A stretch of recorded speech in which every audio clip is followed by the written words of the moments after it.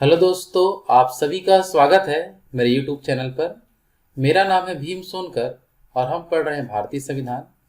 भारतीय संविधान का यह हमारा 30वां वीडियो लेक्चर है, जिसमें हम मुख्य रूप से हाई कोर्ट के बारे में अध्ययन करने वाले हैं। ठीक है, तो हाई कोर्ट से संबंधित जितने भी महत्वपूर्ण जानकारी है उसे हम इस वीडियो में कवर करने वाले हैं। तो चलो हम ध्यान से देखते हैं। हाई कोर्ट से रिलेटेड जो भी महत्वपूर्ण जानकारी है उसके बारे में आज चर्चा करेंगे आज की इस वीडियो में। तो चलिए स्टार्ट करते हैं आज का हमारा वीडियो लेक्चर, जो उच्च न्यायालय से संबंधित होगा। ठीक है, तो सबसे पहले हम बात करें अनुच्छेद 214 के बारे में। अनुच्छेद 214 का संबंध किससे है यदि हम बात करें तो आपको बताना है। अनुच्छेद 214 में बताया गया है कि प्रत्येक राज्यों के लिए एक उच्च न्यायालय होगा। ऐसा किस अनुच्छेद में लिखा है? तो अनुच्छेद 214 में यह बात बताई गई है कि प्रत्येक राज्यों के लिए उच्च न्यायालय की जो स्थापना की जाएगी किस अनुच्छेद के तहत किया जाएगा? तो अनुच्छेद 214 के तहत करना होता है। क्लियर सभी का? चलो आगे बढ़ते हैं। इसमें आपका जो पॉइंट लिखा हुआ है, अनुच्छेद 214 के तहत प्रत्येक राज्यों के लिए एक उच्च न्यायालय होगा, यह प्रावधान किया गया है। आगे बढ़ते हैं, हम ध्यान से देखें तो इस संविधान के प्रायोजन के लिए संविधान के प्रारंभ से ठीक पहले किसी प्रांत में मौजूद उच्च न्यायालय को संबंधित राज्य के लिए उच्च न्यायालय माना जाता है। जैसे मान लेते हैं कि पुराने समय में, प्राचीन काल में हम बात करें या अंग्रेजों के शासन काल के दौरान बहुत सारे प्रांतों का गठन किया गया था। ठीक है ना, तो जो भी प्रांतों में उच्च न्यायालय बनाई गई थी पहले समय में, वो अभी भी उस राज्य के लिए उच्च न्यायालय ही रहेगा, ऐसा अनुच्छेद 214 में कहा गया है। तो अनुच्छेद 214 क्लियर हो गया होगा आप सभी का कि प्रत्येक राज्यों के लिए क्या होगा, बता दो, एक उच्च न्यायालय होगा। साथ ही साथ हम बात करें कि संविधान के प्रारंभ से ठीक पहले, जब संविधान देश में लागू नहीं हुआ था उससे पहले यदि किसी प्रांत में, जैसे हम बात करें ब्रिटिश प्रांतों के अंतर्गत बहुत सारे प्रांत हुआ करते थे, तो संविधान के प्रारंभ से पहले किसी प्रांत में यदि उच्च न्यायालय था, वो वर्तमान में जब संविधान लागू होने के बाद उसी राज्य का ही उच्च न्यायालय कहलाएगा, ऐसा अनुच्छेद 214 में बताया गया है। क्लियर सभी का? चलो आगे बढ़ते हैं। अनुच्छेद 214 के बाद हम देखते हैं आगे अनुच्छेद 215 के बारे में। ठीक है, तो अनुच्छेद 215 क्या है, हम बात करें इसका तो अनुच्छेद 215 के तहत उच्च न्यायालय को अभिलेख न्यायालय का दर्जा प्राप्त होता है। इस बातों को आपको ध्यान में रखना है। अनुच्छेद 215 का संबंध किससे बता दीजिए? तो जो भी उच्च न्यायालय होते हैं राज्यों के अंतर्गत, जो भी हाई कोर्ट होते हैं, उन्हें अभिलेख न्यायालय की शक्ति प्राप्त है। किसके तहत? अनुच्छेद 215 के तहत। अभी उच्च अभिलेख न्यायालय क्या होता है उसको हम बात करते हैं। जैसे कि हम देखें, जैसे कि मान लेते ये हमारे स्टेट का हाई कोर्ट है और हाई कोर्ट के द्वारा कोई भी फैसला सुनाया गया। अब इस फैसले को हम एक अभिलेख के रूप में एकत्रित करेंगे, अभिलेख के रूप में संग्रहित करेंगे इसे हम, और इसी अभिलेख के मदद से हाई कोर्ट से नीचे जितने भी अधीनस्थ न्यायालय होते हैं, जैसे जिला न्यायालय हो गया और कोई भी न्यायालय होंगे, तो वो सब जो अधीनस्थ न्यायालय जो होंगे वो इसी अभिलेख के आधार पर अपना फैसला सुना सकते हैं। अपने क्या कर सकते हैं? फैसला सुना सकते हैं। तो इसे हम बोलते हैं अभिलेख न्यायालय की शक्ति। तो हाई कोर्ट के द्वारा जो भी फैसला सुनाया जाता है उसी को आधार मानकर जितने भी उसके अधीनस्थ न्यायालय हैं वो अपना फैसला सुना सकते हैं। किस अनुच्छेद में यह बताया गया है? तो अनुच्छेद 215 में इस बात की चर्चा की गई है। क्लियर है सभी का? चलो, तो इसी को हम डिस्क्रिप्टिव में देखते हैं कि क्या क्या आपका पॉइंट यहाँ लिखा गया है। तो इसमें देखो, आप ध्यान से देख सकते हैं, यहाँ लिखा हुआ है कि प्रत्येक राज्य के उच्च न्यायालय को अभिलेख न्यायालय के रूप में स्वीकार किया जाता है, क्या किया गया है। और गौरतलब है कि अभिलेख न्यायालय में सभी निर्णय एवं सभी कार्यवाही को प्रमाण के रूप में प्रकाशित किया जाता है, प्रमाण के रूप में प्रकाशित किया जाता है, और उसके निर्णय संबंधित राज्य के सभी न्यायालयों में माने जाते हैं। ठीक है, तो जो भी निर्णय दिया उसको माना जाता है और उसी अभिलेख के आधार पर अन्य न्यायालय भी अपना फैसला सुना सकते हैं। किस अनुच्छेद में यहाँ पॉइंट लिखा है, तो अनुच्छेद 215 का संबंध किससे है, तो उच्च न्यायालय को कौन सी शक्ति प्राप्त होता है, तो अभिलेख न्यायालय की शक्ति प्राप्त होता है। अनुच्छेद 215 में यह बातें कही गई है। क्लियर सभी का। चलो आगे बढ़ते हैं। अनुच्छेद 215 के बाद अनुच्छेद 216 की ओर। उससे पहले हम बात करें, ये नोट पॉइंट आपको एक याद रखना है। जैसे कि कुछ क्वेश्चन आता है कि राज्य का सबसे बड़ा न्यायालय कौन सा होता है, यदि आपका क्वेश्चन है तो वो होता है आपका उच्च न्यायालय। राज्य का सबसे बड़ा न्यायालय होता है। क्लियर है सभी का। चलो अनुच्छेद 215 के बाद हम आगे बढ़ते हैं अनुच्छेद 216 के संबंध में। तो अनुच्छेद 216 का संबंध किससे है, तो इसमें बताया गया है राज्यों में उच्च न्यायालय का जो गठन किया जाता है, इससे संबंधित महत्वपूर्ण अनुच्छेद कौन सा है, तो अनुच्छेद 216। क्लियर है सभी का। तो हम आगे बात करते हैं। तो यहाँ लिखा है कि प्रत्येक उच्च न्यायालय मुख्य न्यायमूर्ति और ऐसे न्यायाधीशों से मिलकर बनेगा जिन्हें राष्ट्रपति समय समय पर नियुक्त करना आवश्यक समझे। तो इसका मतलब हम ये बता सकते हैं, जैसे कि मान लो एग्जाम में क्वेश्चन आता है कि हाई कोर्ट का गठन किनके मिलने से होता है, तो हाई कोर्ट के अंतर्गत जो हमारा मुख्य न्यायाधीश होते हैं प्लस अन्य न्यायाधीशों की संख्या डिसाइड नहीं है, क्योंकि हर उच्च न्यायालय में अन्य न्यायाधीशों की संख्या अलग अलग होती है। तो मुख्य न्यायाधीश और अन्य न्यायाधीशों के मिलने से किसका गठन होता है, तो उच्च न्यायालय का गठन होता है। किस अनुच्छेद के तहत, तो अनुच्छेद 216 के तहत यह प्रावधान हमारा किया गया है। क्लियर सभी का।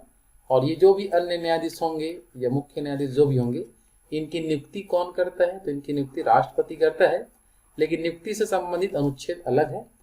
अनुच्छेद 216 केवल संबंधित किससे बता दीजिए, तो वो उच्च न्यायालय के गठन से संबंधित है। बस इतना आपको याद रखना है। और उच्च न्यायालय का गठन किनके मिलने से होता है, तो आपको बताना है मुख्य न्यायाधीश और अन्य न्यायाधीशों के मिलने से उच्च न्यायालय का गठन होता है। क्लियर सभी का। चलो तो हो गया हमारा अनुच्छेद 216 और उससे संबंधित महत्वपूर्ण जानकारी। क्लियर सभी का। चलो अनुच्छेद 216 के बाद हम आगे बढ़ते हैं अनुच्छेद 217 के बारे में। ठीक है। चलो अनुच्छेद 217 के बारे में हम बात करें तो इसमें क्या चीज बताया गया है, इसका संबंध किससे है, तो आपको बताना है कि उच्च न्यायालय में न्यायाधीशों की नियुक्ति और उसके पद के शर्तों से संबंधित जो प्रावधान किया गया है वह अनुच्छेद 217 में लिखी गई है। ठीक है। तो अनुच्छेद 216 के तहत उच्च न्यायालय का गठन किया जाता है, लेकिन अनुच्छेद 217 के तहत उच्च न्यायालय में न्यायाधीशों की नियुक्ति की जाती है। क्लियर है सभी का। और न्यायाधीशों की नियुक्ति कैसे होती है उसे हम देखते हैं। तो यदि हम बात करें मुख्य रूप से संविधान के अनुच्छेद 217 के अनुसार उच्च न्यायालय की न्यायाधीशों की नियुक्ति राष्ट्रपति के द्वारा किया जाता है। किसके द्वारा किया जाता है, तो उच्च न्यायालय के जितने भी न्यायाधीश होंगे उनकी नियुक्ति कौन करता है बता दीजिए, तो राष्ट्रपति के द्वारा किया जाता है। लेकिन ये जो राष्ट्रपति होंगे वो उच्च न्यायालय के न्यायाधीश की नियुक्ति जब करता है तो उस समय किनकी सलाह लेता है, तो उस समय जो हमारा सुप्रीम कोर्ट का जो मुख्य न्यायाधीश होता है उससे सलाह लेगा। और जिस राज्य में उस मुख्य न्यायाधीश की नियुक्ति कर रहा है उस राज्य के राज्यपाल से भी सलाह लिया जाता है। तो ये राष्ट्रपति दो लोगों से सलाह लेगा। कब, हाई कोर्ट के, यहाँ पर से एक लाइन थोड़ा मिस्टेक हो चुका है, हाई कोर्ट के मुख्य न्यायाधीश की जब नियुक्ति करना होता है, हाई कोर्ट में क्या बोला मैं, मुख्य न्यायाधीश की जब नियुक्ति करना होता है तो उस समय राष्ट्रपति किसकी सलाह लेगा, तो आपको आंसर बताना है सुप्रीम कोर्ट के मुख्य न्यायाधीश की सलाह लेता है, जिसको हम चीफ जस्टिस ऑफ इंडिया बोलते हैं। और जिस राज्य के हाई कोर्ट में मुख्य न्यायाधीश की नियुक्ति हो रही है उस राज्य के राज्यपाल से भी सलाह लिया जाता है। इस बात को ध्यान रखना है। ठीक है। तो ये नियुक्ति मुख्य न्यायाधीश के संबंध में हाई कोर्ट का।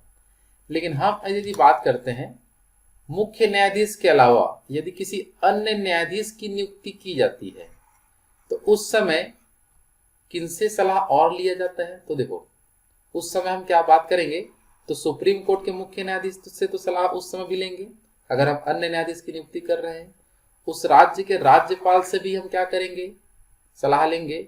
लेकिन अन्य न्यायाधीश की नियुक्ति करते समय जिस हाई कोर्ट में, जिस उच्च न्यायालय में अन्य न्यायाधीश की नियुक्ति किया जा रहा है, उस उच्च न्यायालय के मुख्य न्यायाधीश से भी राष्ट्रपति परामर्श लेता है, सलाह लेता है। इसे आपको ध्यान रखना है। तो हम बात करें, राष्ट्रपति यदि मुख्य न्यायाधीश की नियुक्ति करता है तो केवल दो लोगों से सलाह लेता है। पहला, सुप्रीम कोर्ट का मुख्य न्यायाधीश और उस राज्य के राज्यपाल से। ठीक है, हार समझ में, उस राज्य के राज्यपाल से। लेकिन अन्य न्यायाधीश की जब नियुक्ति किया जाता है तो उस समय 3 लोगों से सलाह लेता है राष्ट्रपति। भारत का मुख्य न्यायाधीश और सुप्रीम कोर्ट का, उस राज्य का राज्यपाल, और जिस राज्य के हाई कोर्ट में न्यायाधीश की नियुक्ति किया जा रहा है, उस हाई कोर्ट के मुख्य न्यायाधीश से सलाह लेता है। तो ये हो गया अनुच्छेद 217 का संबंध है न्यायाधीशों की नियुक्ति के बारे में। तो न्यायाधीशों की नियुक्ति कौन करता है, यदि क्वेश्चन है तो आपको राष्ट्रपति के बारे में बताना है। मुख्य न्यायाधीश की नियुक्ति के संबंध में किनसे सलाह लेगा तो वो आपको याद रखना है। और अन्य न्यायाधीश की नियुक्ति जब करता है राष्ट्रपति तो उस समय कितने लोगों से परामर्श लेता है, इसे आपको ध्यान रखना है। क्लियर सभी का? तो ये हो गया हमारा अनुच्छेद 217 और उससे संबंधित महत्वपूर्ण जानकारी। इसके बाद जो अनुच्छेद 218 उतना इंपॉर्टेंट नहीं लगा।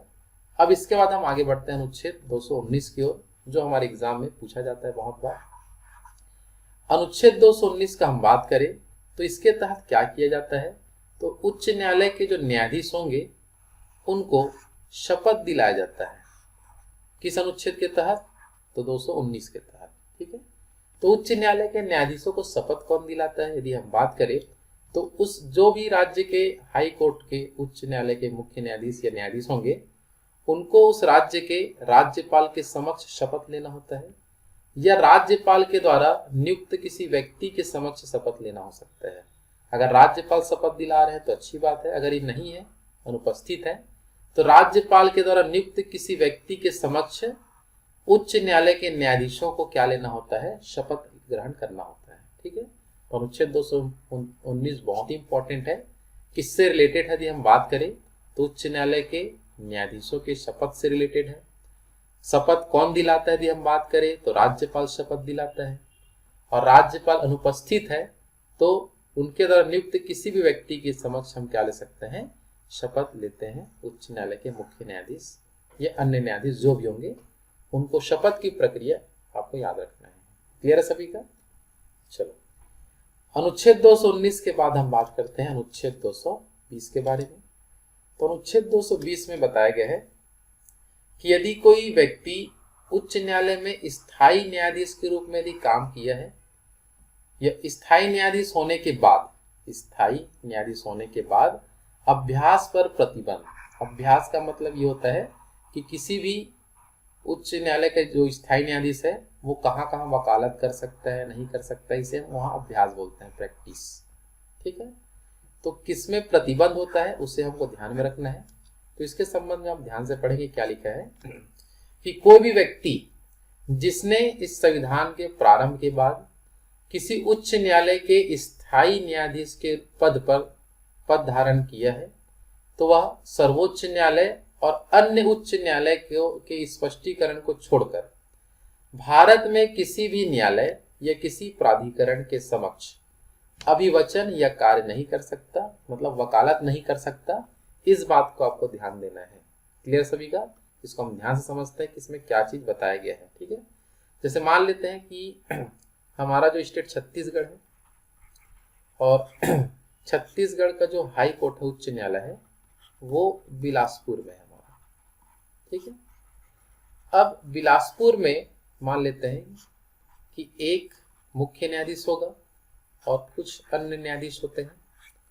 अब वो अगर हम बात करें, ये स्थायी न्यायाधीश है, क्या बता दो, स्थायी न्यायाधीश के रूप में क्या कर रहे हैं, कार्य कर रहे हैं। और इन्हें यदि अब मान लेते हैं वकालत करना है तो ये छत्तीसगढ़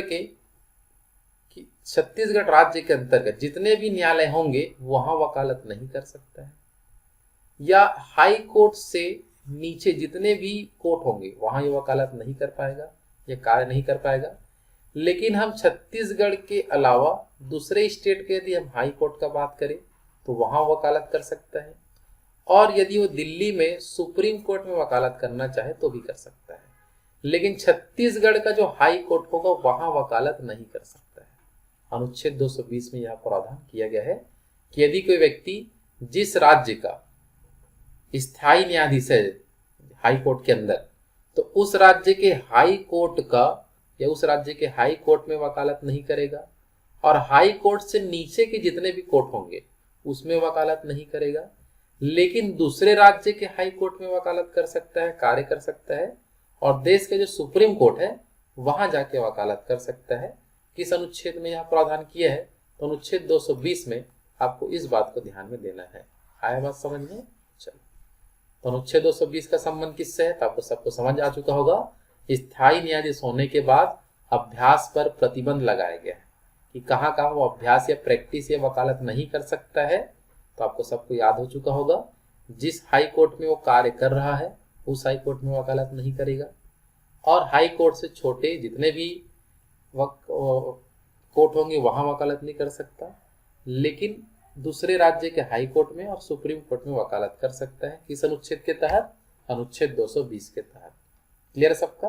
चलो आगे बढ़ते हैं। अनुच्छेद 220 के बाद अनुच्छेद 221 के बारे में। तो अनुच्छेद 221 का संबंध किससे है यदि हम बात करें तो अनुच्छेद 221 के तहत न्यायाधीशों के वेतन के संबंध में इसमें चर्चा की गई है। तो हाई कोर्ट के जो न्यायाधीश होंगे उनको वेतन किस अनुच्छेद के तहत प्राप्त होता है? तो अनुच्छेद 221 के तहत प्राप्त होता है। अब ये वेतन का निर्धारण करता कौन है कि हाई कोर्ट के न्यायाधीशों को कितने वेतन दिए जाएंगे, उसके लिए कानून कौन तैयार करता है? तो उनके लिए कानून तैयार करता है संसद। कौन तैयार करता है? संसद। और संसद यदि किसी प्रकार का कानून नहीं बनाया है वेतन के संबंध में, तो उस स्थिति में आपको ध्यान ये रखना है कि संविधान की जो दूसरी अनुसूची है उसमें वेतन जितना लिखा होगा उतना वेतन हाईकोर्ट के न्यायाधीशों को दिया जाएगा। लेकिन यदि वेतन में किसी प्रकार की वृद्धि करना है तो उस समय एक नया कानून लाना होगा संसद के अंदर, और संसद एक कानून लाकर हाईकोर्ट के न्यायाधीशों के वेतन में वृद्धि कर सकता है। किस अनुच्छेद में यह प्रावधान है? तो अनुच्छेद 221 में यह प्रावधान किया गया है कि हाई कोर्ट के न्यायाधीशों को वेतन 221 के तहत प्राप्त होगा, और इसका निर्धारण कौन करेगा? तो संसद कानून बना के करेगा। और संसद वेतन के संबंध में यदि कानून नहीं बनाया है तो उस परिस्थिति में दूसरी अनुसूची में जितना वेतन निर्धारित किया गया है उतना वेतन हाईकोर्ट के न्यायाधीशों को दी जाती है। क्लियर है सभी का? किस अनुच्छेद में यह लिखा है? तो अनुच्छेद 221 में यह प्रावधान आपका किया गया है। क्लियर है सभी का? चलो आगे बढ़े। अनुच्छेद 221 के बाद हम आगे बढ़ते हैं अनुच्छेद 222 की ओर। अनुच्छेद 222 के संबंध में देखो क्या लिखा है। यहां लिखा है आपका कि एक न्यायाधीश एक उच्च न्यायालय से दूसरे उच्च न्यायालय में स्थानांतरण जो किया जाता है, किसी भी न्यायाधीश का एक हाई कोर्ट से दूसरे हाई कोर्ट में ट्रांसफर जो होता है, स्थानांतरण जो होता है, वो अनुच्छेद 222 के तहत होता है, 222 के तहत। ठीक है, तो अनुच्छेद 222 का संबंध किससे है? तो आपको ये लाइन याद रखना है कि एक हाई कोर्ट से दूसरे हाई कोर्ट में न्यायाधीशों का स्थानांतरण किस अनुच्छेद के तहत होता है? तो आपको टिक लगाना है 222 के तहत। अब बात आता है कि स्थानांतरण करता कौन है? एक हाई कोर्ट से दूसरे हाई कोर्ट में स्थानांतरण करने की शक्ति किसे प्राप्त होता है? तो उस परिस्थिति में आपको आंसर बताना है राष्ट्रपति। तो न्यायाधीशों का स्थानांतरण कौन करता है भाई? तो आपको बताना है राष्ट्रपति। लेकिन क्या राष्ट्रपति स्थानांतरण के समय किसी से सलाह या परामर्श लेता है? तो आपको बताना है हाँ लेता है परामर्श। किससे परामर्श लेता है? तो भारत का जो मुख्य न्यायाधीश होता है, अर्थात सुप्रीम कोर्ट का जो मुख्य न्यायाधीश होगा, उससे ये परामर्श लेकर किसी एक उच्च न्यायालय से अन्य उच्च न्यायालय में न्यायाधीशों का स्थानांतरण कर सकता है। यह प्रावधान किस अनुच्छेद में किया गया है? तो अनुच्छेद 222 में यह प्रावधान किया गया है। क्लियर सभी का? सबको याद रहेगा अनुच्छेद 222 किससे रिलेटेड है? तो न्यायाधीशों के स्थानांतरण से संबंधित है। स्थानांतरण कौन करता है बता दीजिए? तो राष्ट्रपति करता है। किससे सलाह लेकर करता है? तो भारत का जो CJI होता है, chief justice of India, supreme court का, उससे सलाह लेकर यह कार्य करता है। क्लियर सभी का? चलो, तो ये हो गया हमारा अनुच्छेद 222 और उससे संबंधित महत्वपूर्ण जानकारी। क्लियर है? चलो आगे बढ़ते हैं। अनुच्छेद 222 के बाद नेक्स्ट जो हमारा अनुच्छेद है वह है अनुच्छेद 223। ठीक है, अनुच्छेद 223 में किससे रिलेटेड है? तो अनुच्छेद 223 के तहत हाई कोर्टों में कार्यवाहक मुख्य न्यायाधीश की नियुक्ति किया जाता है। ठीक है, तो हाई कोर्ट के अंदर कार्यवाहक मुख्य न्यायाधीश की नियुक्ति किस अनुच्छेद के तहत किया जाता है? तो अनुच्छेद 223 के तहत किया जाता है। क्लियर सबका? अब बात आता है कि हाई कोर्ट में कार्यवाहक न्यायाधीश की नियुक्ति किस प्रकार से होता है। तो यहाँ लिखा है जब किसी उच्च न्यायालय के मुख्य न्यायाधीश का पद यदि रिक्त है, पद क्या है बता दो, रिक्त है, या जब ऐसा मुख्य न्यायमूर्ति के अनुपस्थिति के कारण या अन्यथा अपने पद के कर्तव्यों का पालन न करने में असमर्थ है, तब न्यायालय के अन्य न्यायाधीशों में से किसी एक को, जिसे राष्ट्रपति इस प्रायोजन के लिए नियुक्त करे, उस पद के कर्तव्यों का पालन करेगा। ठीक है, तो डिस्क्रिप्शन में जो लिखा उसको हम ध्यान से देखते हैं। जैसे कि मान लेते हैं कि हमारा जो छत्तीसगढ़ का जो हाई कोर्ट है, इसमें हम बात करते हैं जैसे कि यहाँ का जो मुख्य न्यायाधीश है, अगर मुख्य न्यायाधीश का पद रिक्त है तो यहीं के जो अन्य न्यायाधीश होंगे उसी में से ही राष्ट्रपति किसी एक को कार्यवाहक मुख्य न्यायाधीश के रूप में नियुक्त करेंगे, और जैसे ही मुख्य न्यायाधीश की नियुक्ति हो जाएगी तो कार्यवाहक मुख्य न्यायाधीश का कार्य खत्म हो जाएगा। मतलब जब तक हाई कोर्ट में मुख्य न्यायाधीश नहीं है तब तक अन्य न्यायाधीशों में से किसी एक को कार्यवाहक न्यायाधीश बनाया जाता है। और इसकी नियुक्ति कौन करता है, अगर क्वेश्चन है तो इसकी नियुक्ति कौन करता है बता दीजिए। तो इसकी नियुक्ति करता है राष्ट्रपति। यहां से भी क्वेश्चन आता है कि हाई कोर्ट में कार्यवाहक न्यायाधीशों की नियुक्ति कौन करता है, तो राष्ट्रपति के द्वारा। और कार्यवाहक न्यायाधीश किसे बनाया जाता है, तो उसी हाई कोर्ट के जो अन्य न्यायाधीश होते हैं उन्हीं में से ही किसी एक को कार्यवाहक मुख्य न्यायाधीश बनाया जाता है। कब बनाया जाता है, तो उस मुख्य न्यायाधीश का पद रिक्त है या अनुपस्थित है या अपने कर्तव्यों के पालन करने में असमर्थ है, तो उन सभी परिस्थितियों को देखते हुए राष्ट्रपति कार्यवाहक मुख्य न्यायाधीशों की नियुक्ति करता है। क्लियर है सभी का? चलो, तो ये हो गया अनुच्छेद 223 और उसके संबंध में महत्वपूर्ण जानकारियां। क्लियर है? चलो, इसके बाद हम आगे बढ़ते हैं अनुच्छेद 223 के बाद अनुच्छेद 224 की ओर।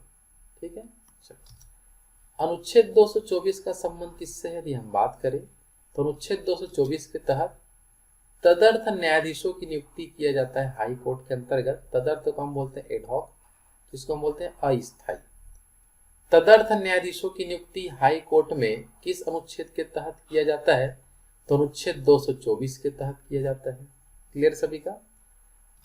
अब देखते हैं इनके संबंध में क्या महत्वपूर्ण जानकारी लिखी गई है। तो यहां बताया गया है किसी राज्य के उच्च न्यायालय का मुख्य न्यायाधीश राष्ट्रपति के पूर्व सहमति से किसी व्यक्ति जो उस उच्च न्यायालय या किसी अन्य उच्च न्यायालय में न्यायाधीश का पद धारण कर चुका है, उसे उस राज्य के उच्च न्यायालय के न्यायाधीश के रूप में कार्य करने का अनुरोध कर सकता है, केवल रिक्वेस्ट कर सकता है कि यदि न्यायाधीश की कमी है तो हम तदर्थ न्यायाधीशों को भी कार्य करवा सकते हैं। किस अनुच्छेद के तहत, तो 224 के तहत करवा सकते हैं। इसका मतलब यह है, जैसे कि हम बात करें तो जैसे कि ऐसा व्यक्ति जो हाई कोर्ट के न्यायाधीश के रूप में कार्य कर चुका है, चाहे वो किसी भी राज्य के हाई कोर्ट में काम किया होगा और वो जिस राज्य में फिलहाल भी वो निवास कर रहा है या कहीं भी निवास है वो, तो उस राज्य के हाई कोर्ट में या किसी अन्य राज्य के भी हाई कोर्ट में उन्हें तदर्थ न्यायाधीश के रूप में कार्य कराया जा सकता है। लेकिन ऐसा करना मुख्य रूप से उनको केवल अनुरोध किया जा सकता है, रिक्वेस्ट कर सकते हैं कि मदद कर सकते हैं। और ऐसी जब नियुक्ति किया जाता है तो उसको मौखिक रूप से नियुक्त करते हैं। मुख्य रूप से उनका जो दिशा निर्देश है नियुक्ति को लेकर, तो वो मौखिक रूप से किया जाता है। क्लियर है सबका? तो ये हो गया हमारा अनुच्छेद 224। तो अनुच्छेद 224 का संबंध किससे बता दीजिए। तो इसके तहत तदर्थ न्यायाधीशों की नियुक्ति करते हैं। और किसे तदर्थ न्यायाधीश बनाते हैं।